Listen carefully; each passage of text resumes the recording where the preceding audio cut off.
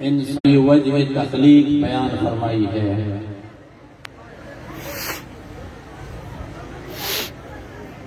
اور ساتھ ساتھ ایک حقیقت بھی بیان کی ہے جس کا کوئی انکار نہیں کر سکتا۔ انبیاء کرام کی نبوت کا انکار کیا گیا، امام الانبیاء صلی اللہ علیہ وسلم کی رسالت کا انکار کیا گیا، ختم نبوت کا انکار کیا گیا۔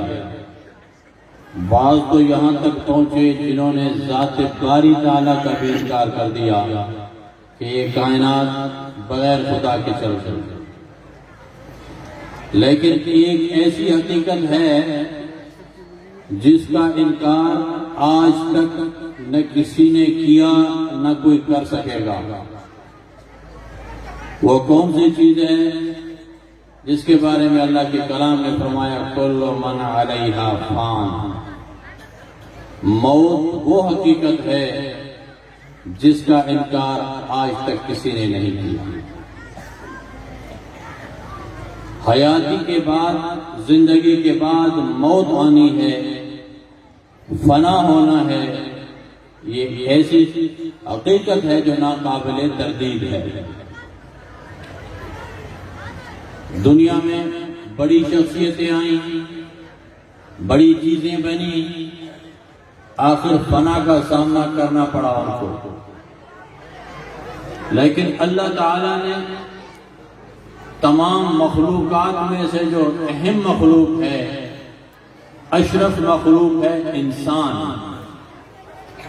اللہ تعالیٰ نے اس کی وجہ تخلیق اس آیت کے اندر بیان فرمائی ہے کہ یہ حیاتی اور موت، اس کو اللہ نے کیوں پیدا فرمایا، انسانوں کو زندگی کیوں بخشی گئی، اس کے بعد موت آتی ہے۔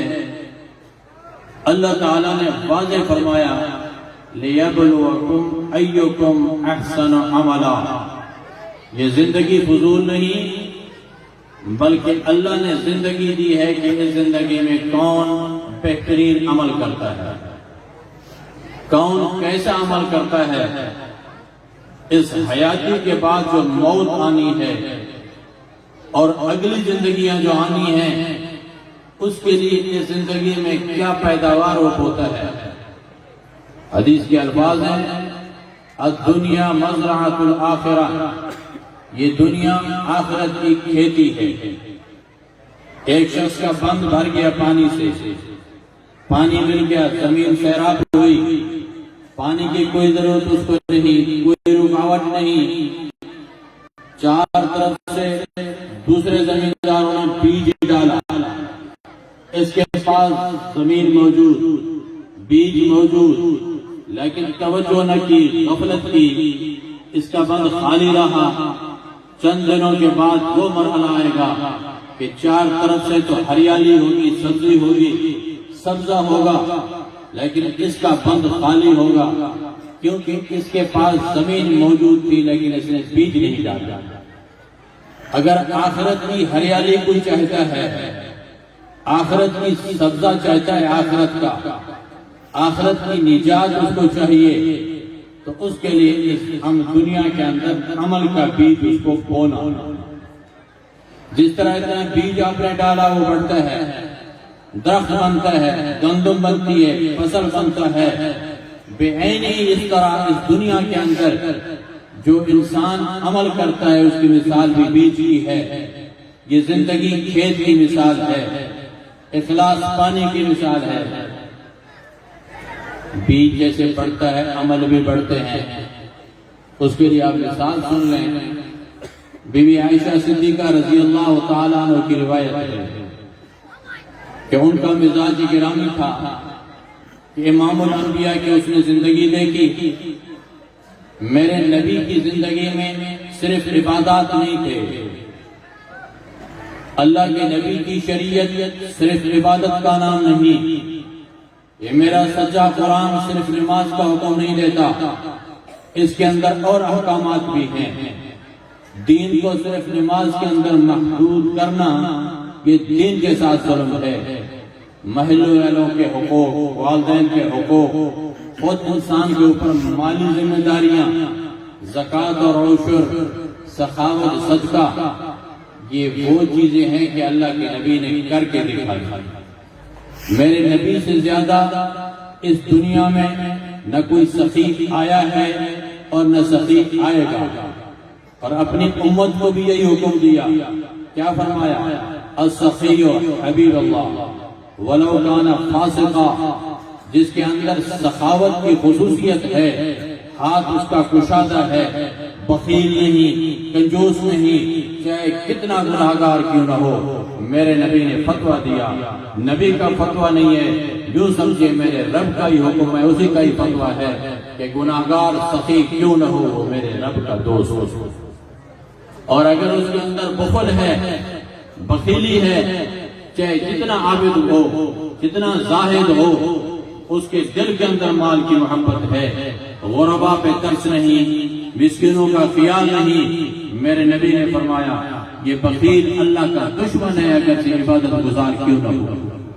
صرف میرے نبی نے بیان نہیں فرمایا، کر کے دکھایا۔ نبی کے گھر میں کوئی چیز ٹکتی نہیں تھی، آئی گئی، صدقے کا مال آیا، ڈھیروں آیا، رات کیسے گزری؟ نبی کے گھر میں ایک درہم نہیں ہے۔ کریہ المرسلہ، بی بی عائشہ فرماتی ہیں میرے نبی کی سخاوت ایسی تھی جس طرح ہوا گھلتی ہے، ہوا جیسے ہر ایک کو لگتی ہے، ہر وقت ہر طرف بہتی ہے، میرے نبی کا ہاتھ ایسے بہتا تھا۔ اور یہی میرے نبی کا معجزہ تھا۔ گھر میں کچھ نہیں، گھر میں فقر و فاقہ ہے، مہینے تک آگ نہیں جلتی، میرے نبی کی کرامت ہے جو نبی کے در پہ آتا تھا خالی بھی نہیں جاتا تھا۔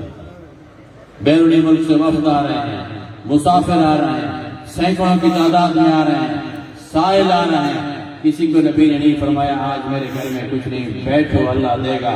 شام ہونے سے پہلے سب کی حاجت اللہ کے نبی کے گھر سے پوری ہوئی۔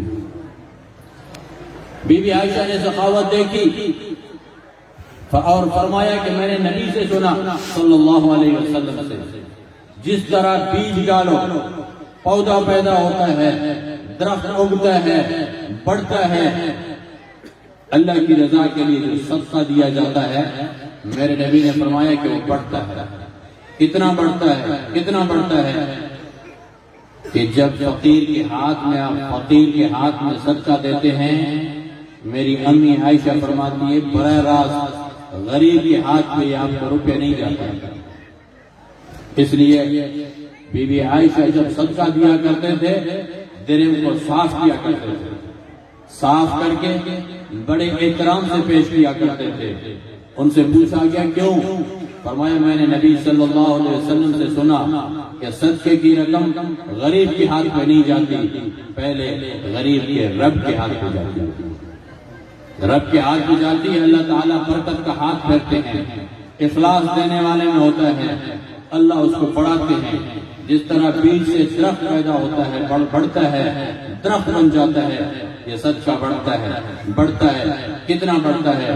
امام الانبیاء نے فرمائی ایک درہم، ایک روپیہ جو دیا اخلاص کے ساتھ، اور کائنات کے رب کا ہاتھ اس پہ لگا، قیامت کے دن جب یہ اٹھے گا، جبل احد چھوٹا ہوگا، اس کا صدقہ اس سے بڑا ہوگا۔ غریب حیران ہوگا کہ میں نے اتنا صدقہ نہیں کیا، یہ کہاں سے آیا؟ اس کے اندر بڑھوتری کہاں سے آئی؟ یہ اب رب نے اس کو بڑھایا۔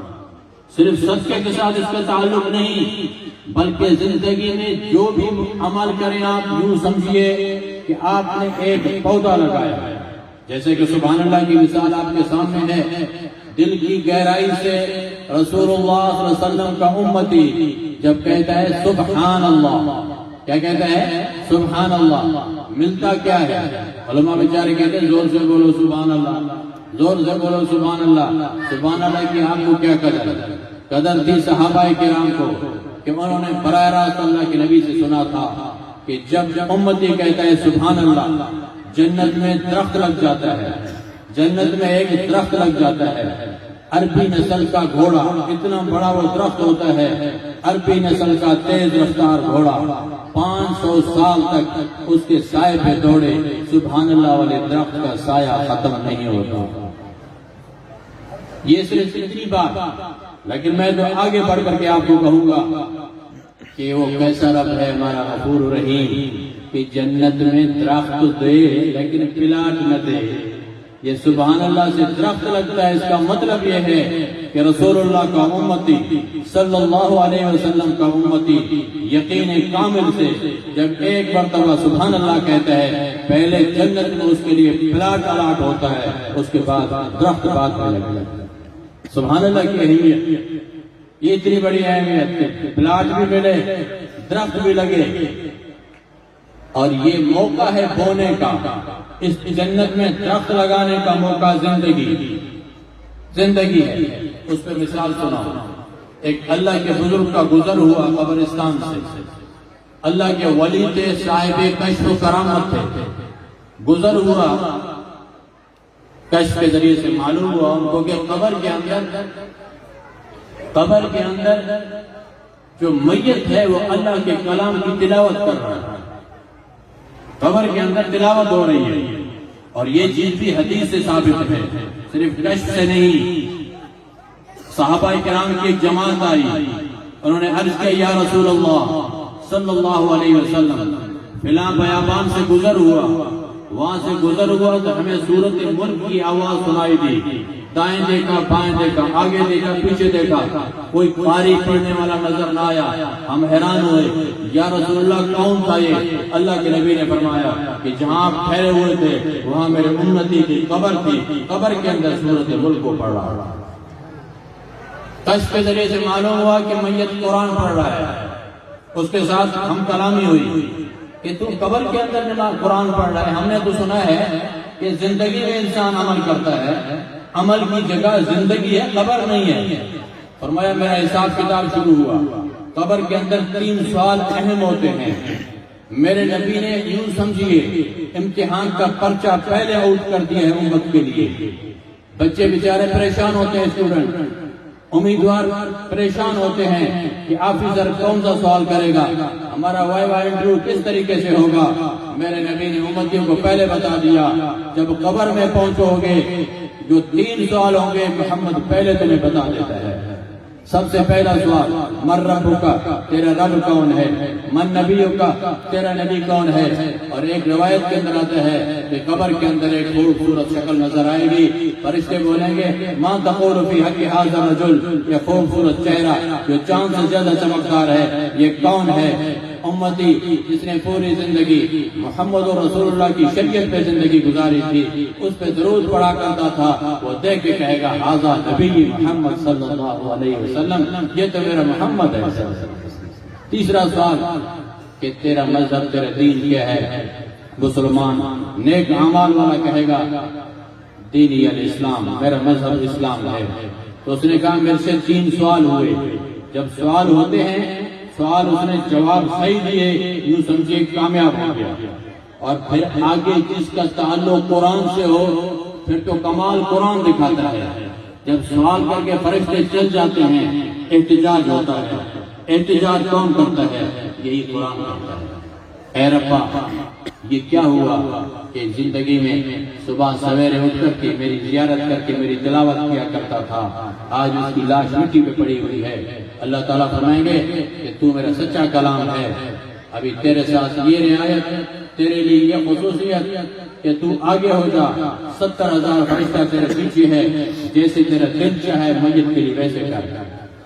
قرآن کی سفارش پہ قبر کشادہ، جہاں تک نظر جائے گی قبر کشادہ، جنت کی کھڑکی کھل جائے گی، جنت سے لباس آ جائے گا، جنت سے بستر آ جائے گا، پھر اس کو حکم ہوگا نوم کا نوم العروس، جیسے دلہا شادی کی رات پہ بستر پہ بیٹھتا ہے سکون اور اطمینان اور خوشی کے ساتھ، تو اس میت کو کہا جاتا ہے اے قرآن کا عاشق قیامت کی صبح تک اس قبر کے اندر ایسے بیٹھا رہے جس طرح دلہا بیٹھتا ہے۔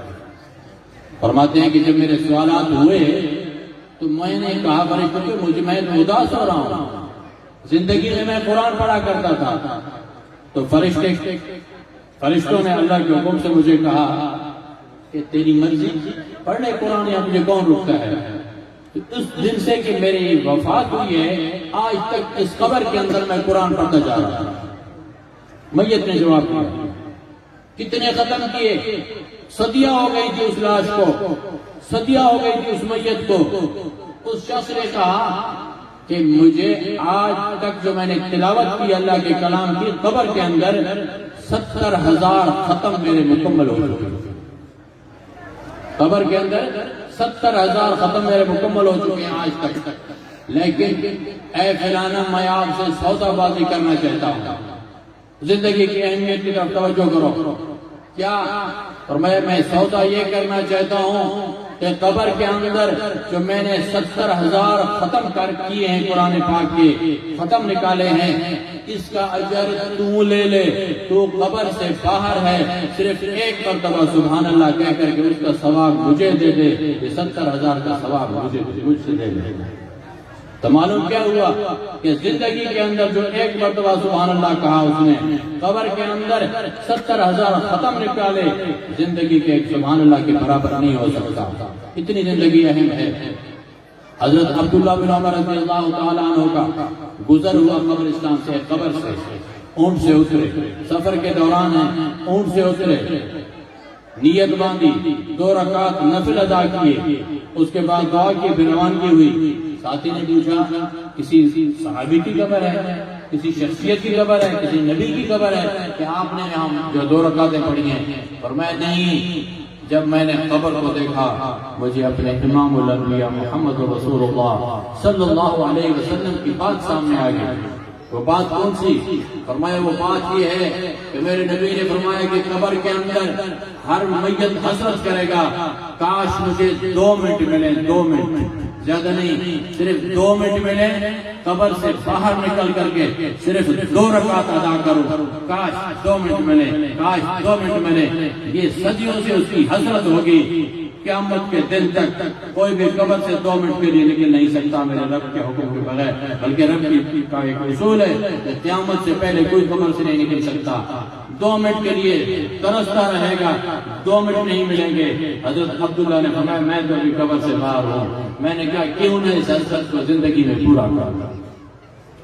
تو اس لیے انسان کی زندگی بڑی اہم ہے، قبر کی زندگی لمبی چوڑی زندگی، آخرت کی زندگی بہت بڑی زندگی، دوسروں کی محتاجی کہ پورے معاشر کے میدان میں دوڑ لگائے گا، بھاگے گا، ایک نیکی کم پڑ گئی، نیکی نہیں ملے گی، کوئی نیکی نہیں دے گا۔ قبر کے اندر میت ہے، انتظار میں ہے کہ پیچھے کوئی ایثار ثواب کرے، کوئی صدقہ کرے، کوئی وظیفہ کرے، میرے لیے بھیجے، اس کے انتظار میں ہوتا ہے۔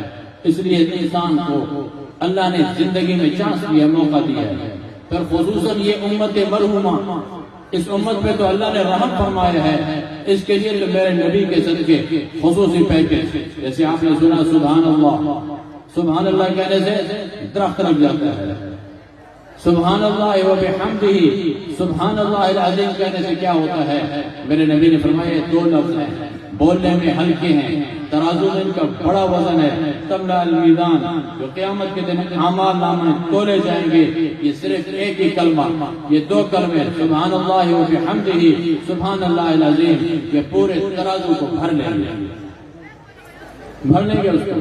درود شریف کی فضیلت آپ نے سنی ہے، میں تو حیران ہوتا ہوں اللہ تعالیٰ نے اس امت پہ کیا فضل فرمایا ہے، ایک ایک قدم، ایک ایک لفظ اس امت کے بہانے، بخشش کے بہانے، ایک ایک لفظ کے اندر۔ ایک حدیث میں آتا ہے کہ اللہ کے نبی نے ایک درود ایک دن پڑھا، اللہم صلی علی محمد افضل صلاۃ، لمبا درود نہیں، چوڑا درود نہیں، اللہم صلی علی محمد افضل صلاۃ، صرف امتی ایک مرتبہ کہتا ہے، اللہ تعالیٰ اس کے کھاتے میں 20 لاکھ درود پڑھنے کا ثواب رکھتا ہے، 20 لاکھ، اور اگر 5 مرتبہ پڑھے تو کروڑوں میں بات چلی جاتی ہے۔ اللہ نے اس امت کو بخشنے کے لیے یہ تمام بہانے کیے، لیکن بات ہے یقین کی، صحابہ کو یقین تھا، نبی کی زبان سے جو انہوں نے سنا، دل کی گہرائی سے انہوں نے یقین کر لیا، اس لیے دنیا میں بھی کامیاب ہوئے، آخرت میں بھی کامیاب ہوئے۔ وہ میں 1-2 مثالیں دیا کرتا ہوں کہ حضرت علی رضی اللہ تعالیٰ عنہ کے گھر میں کوئی مریض تھی، اس کے لیے انار کی فرمائش ہوئی، حضرت علی نے ادھر ادھر کر کے ایک انار کا بندوبست فرمایا، جب گھر میں لے کے آئے کھانے کا وقت ہوا، فقیر دروازے پہ آیا، فقیر دروازے پہ آیا، فقیر آیا کیونکہ یہ آل محمد تھے، بی بی فاطمہ حضور کی پیاری بیٹی تھی، جو سخاوت رسول اللہ میں تھے وہی اس کی اولاد تھی۔ اور اس کے درمیان میں ایک واقعہ ذہن میں آیا کہ میرا نبی زندگی میں سخی نہیں تھا، بلکہ میرے محمد کی سخاوت آج تک چل رہی ہے۔ جا کے آپ نے کہ مسجد نبی میں افطار کے وقت کیا ہوتا ہے، پورا سال کیسی سخاوت میں رسول اللہ صلی اللہ علیہ وسلم کی چل رہی ہے، جو دل میں تمنا آتی ہے شام سے پہلے اللہ تعالیٰ اس روزے والے کے صدقے اس کو پورا کر دیا۔ فرماتے ہیں کہ ایک حاجی گیا، اس زمانے میں پیدل حج ہوا کرتا تھا، یا اونٹ پہ، گھوڑوں پہ، اس پہ جب اس نے حج کیا واپس مدینہ طیبہ اس کی حاضری ہوئی، کرایہ بیچارے کا ختم ہو گیا، خرچہ اس کا ختم ہو گیا، ابھی پریشان ہے کہ اپنے وطن کیسے واپس جاؤں، یہاں کیا کھاؤں، سوال غیر اللہ سے حرام ہے، کس سے کیوں مانگوں؟ اللہ کے نبی صلی اللہ علیہ وسلم کے روزے پہ آئے، درود شریف پڑھا اور فرمایا یا رسول اللہ صلی اللہ علیہ وسلم، مکے میں آیا تھا حج کے لیے، مدینے میں آیا ہوں تیری زیارت کے لیے۔ اللہ کے نبی نے کیا فرمایا؟ من زار قبری وجبت له شفاعتی، جس نے میرے روزے کی زیارت کی قیامت کے دن محمد اس کی سفارش کرے گا۔ آپ کی زیارت کے لیے آیا ہوں، میرے لیے میرے پاس کھانے کی کوئی چیز نہیں ہے، بڑا پریشان ہوں اور واپسی کے لیے کرایہ نہیں ہے، اس کے لیے یا رسول اللہ بندوبست فرمائیے۔ فرماتے ہیں یہ درود شریف پڑھ کر کے سو گیا، دیکھتا ہے کہ اچانک ایک شخص نے آ کر کے اس کے ہاتھ سے پکڑا، بھئی فلاں شخص ہوئے ہیں، کہتے چلو، اس کو اٹھایا جنت البقیع جو مدینے کا قبرستان ہے، اس گلی سے لے جا کر کے اپنی بیٹھک میں بٹھایا، کھجور سامنے رکھا، اور عرب کا ایک عجیب کھانا ہوتا ہے جس میں دیسی گھی وغیرہ جو ہے اس میں شہد ڈالا جاتا ہے، عجیب سرید ہوتا ہے، وہ بھی تیار کر کے لائے، اور اس کے بعد ایک کھیلا لائے کھجور کا، ایک کھیلا لائے وہ سویق کا یا ستو کا۔ فرمایا حاجی صاحب یہ کھجور کا کھیلا، یہ ستو کا کھیلا میں آپ کو جا کر مسجد میں پہنچاتا ہوں، جب بھوک لگے یہ میری بیٹھک کا راستہ آپ نے دیکھ لیا، جو کھانا ہوگا مل کر کے کھائیں گے، یہ کھجور آپ کے ساتھ ہو، یہ ستو آپ کے ساتھ ہو، آپ پریشان نہ ہو، جب آپ کے ملک کا قافلہ آئے گا اس میں سواری کا بندوبست، اس کرائے کا انتظام میں کروں گا۔ لیکن ایک عرض ہے، وہ عرض کیا ہے؟ دوبارہ نانے کے پاس جا کر کے درخواست نہ دینا کہ امتی جب پریشان ہوتا ہے تو میرے نانے کو تکلیف ہوتی ہے۔ تو معلوم کیا ہوا کہ رسول اللہ کی سخاوت آج علماء نے لکھا ہے کہ آج تک حضور کا معمول یہی ہے صلی اللہ علیہ وسلم کہ جب کوئی سائل جاتا ہے حضور کے صدقے مانگتا ہے تو اللہ کے نبی سب سے پہلے اپنی اولاد کے خواب میں آتے ہیں کہ میرا امتی دور سے آیا ہے، اس کا یہ مسئلہ ہے، جلدی جا کر کے حل کرو، جلدی جا کر کے حل کرو۔ یقین کی بات کی، حضرت فاطمہ نے انار دے دیا، سخی کی لڑکی تھی، سخاوت کی۔ تھوڑی دیر کے بعد ایک آدمی آیا، دروازے پہ آواز لگائی، حضرت علی باہر نکلے، اس نے کہا کہ اللہ کے نبی نے یہ تحفہ دیا اپنی لڑکی کے لیے۔ بی بی فاطمہ کے سامنے جب اس کپڑے کو رکھا گیا، بی بی فاطمہ نے اس کو کھولا تو اس میں انار جو اپنے لیے منگوایا تھا فقیر کو دے دیا، اللہ کی رضا کے لیے دے دیا، ایک کی بجائے انار آ گئے۔ بی بی فاطمہ گنتی رہی، گنتی گئی، انار نکلے 9۔ فرمایا علی جلدی اس کو بلاؤ، یہ انار میرے نہیں ہیں۔ فرمایا کیوں؟ کہتے میرے رب کا قرآن کہتا ہے من جاء بالحسنۃ فلہ عشرۃ امثالھا، جو ایک نیکی کرتا ہے ایک کے بدلے میں 10 ملتے ہیں۔ یہ تو 9 ہے، میں نے انار دی ہے، ایک انار دیا ہے، مجھے تو اللہ کے کلام کی آیت کے مطابق 10 ملنے چاہیے، یہ 9 ہیں، یہ میرے نہیں ہیں کسی اور کے۔ کتنا یقین ہے۔ حضرت علی دوڑے، بلایا اس کو کہ بی بی صاحب یہ کہتی ہے، فرمایا تیرے رب کا قرآن بھی سچا، میرے محمد کی بیٹی بھی سچی، درمیان میں ایک انار میں نے اٹھایا ہے، محمد نے 10 دیا۔ یقین کامل تھا کہ اللہ نے فرمایا، اللہ کے نبی نے فرمایا۔ حضرت ابو ذر رضی اللہ تعالیٰ عنہ کے انتقال کا وقت آیا، اکیلا گھر ہے، بیوی رونے لگی۔ فرمایا ابو ذر نے فرمایا کیوں رو رہی ہے؟ موت دوبارہ چیز ہے، اس کا انکار نہیں کر سکتا، کیوں رو رہی ہے؟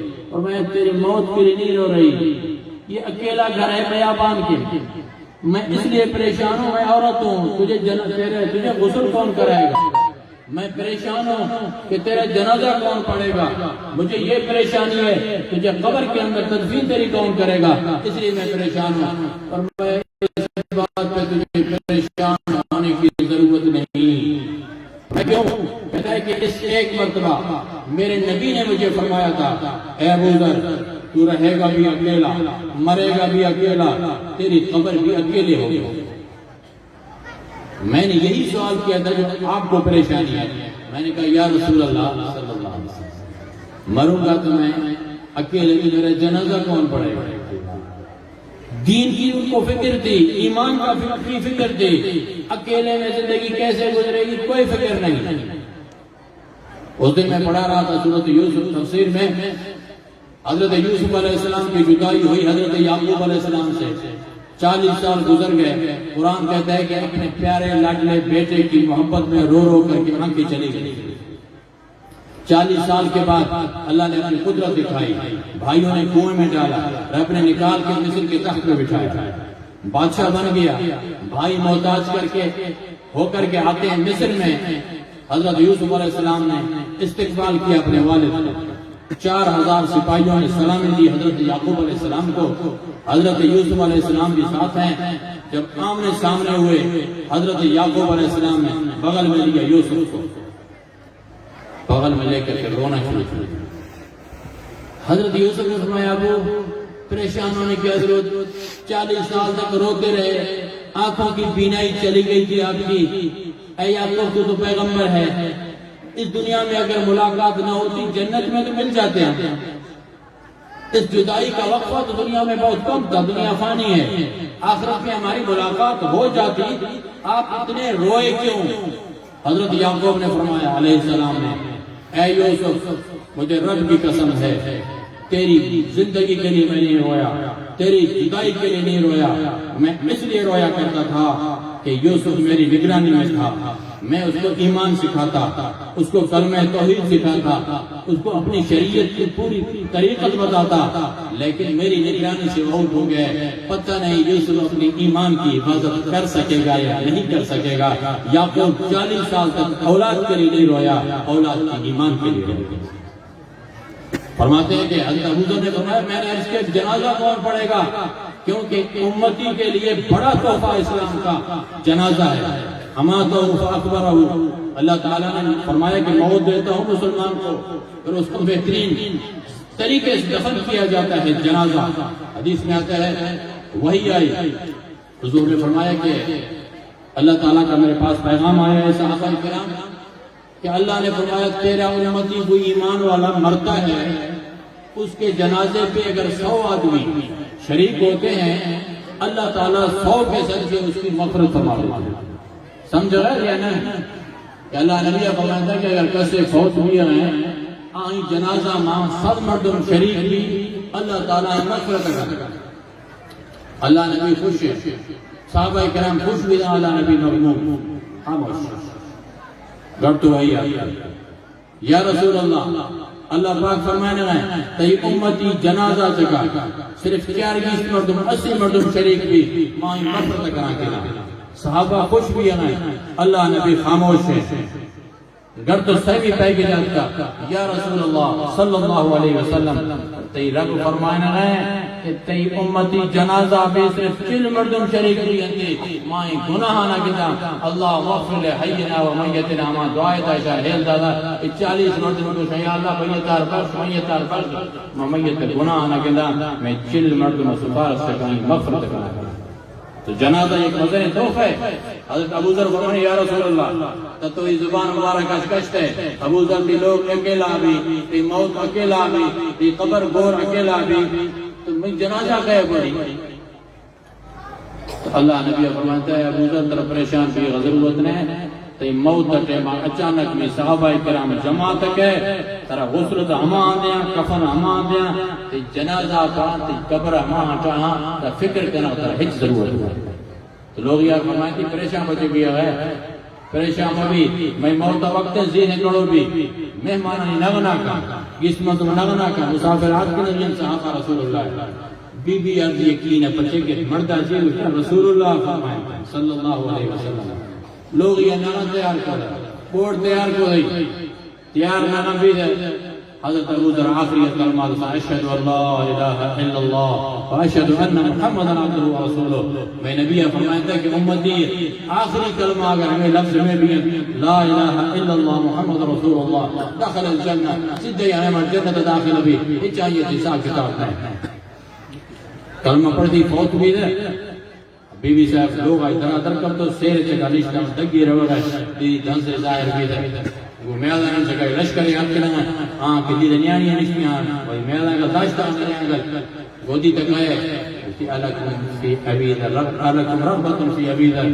ابو ذر باریاں دلچسپی ہے کہ بچے گالے دی آئی تو آئے مشہور صحابی ہے حضور صحیح ہے کہ بیعت ہے انتقال کی حضرت عمر دورہ پورے لشکر گڑتا حضرت ابو ذر جنازہ پڑھے تھے غسل تھا دے قبر پائے دے دعا لوگ دے کہ گودی مار اجازت تھی میں پڑھوں تینہیں نامن شمائے دے آئے اس طرح جنہیں سما کب تک کہ مسافر کائیں کہ حضرت ابو ذر فرمائنتا ہے کہ منہ رسول اللہ فرمائنتا ابو ذر کہ لوگ اکیلا بھی میرا اے وکیہ قبر تے اے وکیہ بھی پر غیب صحابہ کرام کائیں تے جنازہ پڑھا اور تے ہماری تدبیر کرنا تر فکر کرنا چلو تو انسان اپنے یقین کامل ہے اللہ نبی ہمیں سبحان اللہ فضیلت بیان کو ہمیں ذکر اذکار فضیلت کو زندگی ہمیں قیمتی بڑھانی ذکر اذکار آکن تاکہ قیامت رو چاہاں پشوانی ملی دی کہ فلاں وقت میں بغیر ذکر پچھے بچتا بائفتان جا دروازہ رے نباشت کسیرہ با کسی کارے نباشت جنت ہم ہی تکلیف نبی ہی پریشانی نبی